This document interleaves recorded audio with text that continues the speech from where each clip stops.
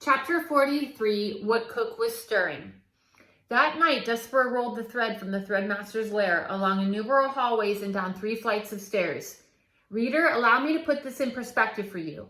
Your average house mouse, or castle mouse if you will, weighs somewhere in the neighborhood of 4 ounces.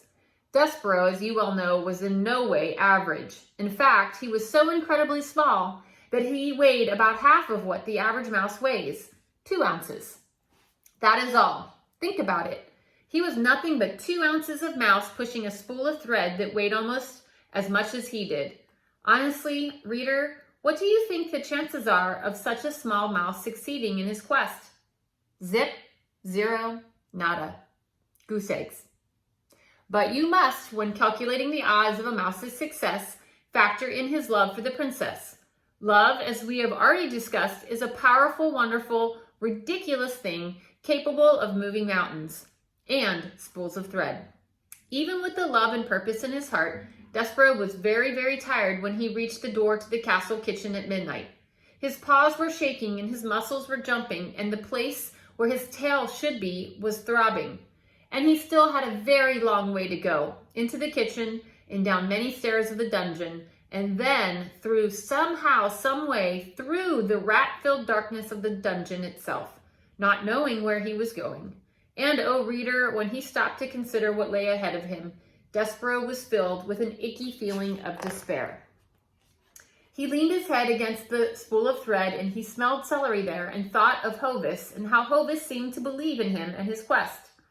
So the mouse raised his head and squared his shoulders and pushed the spool of thread forward again into the kitchen, where he saw too late that there was a light burning. Despereaux froze.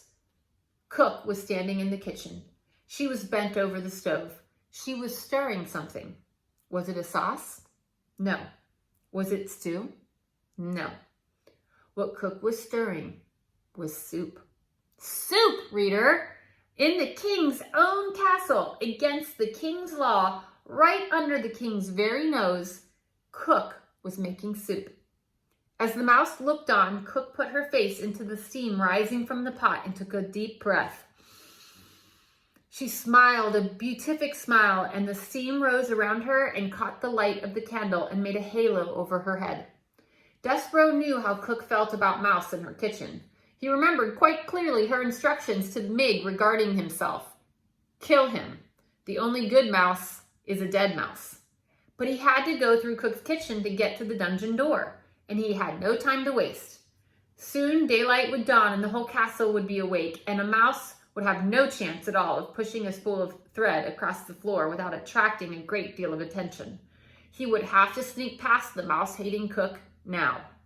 And so, screwing his courage to the sticking place, Despereaux leaned against the spool of thread and set it across, rolling across the floor. Cook turned from the stove, a dripping spoon in her hand and a frightened look on her face, and shouted, "Who's there?"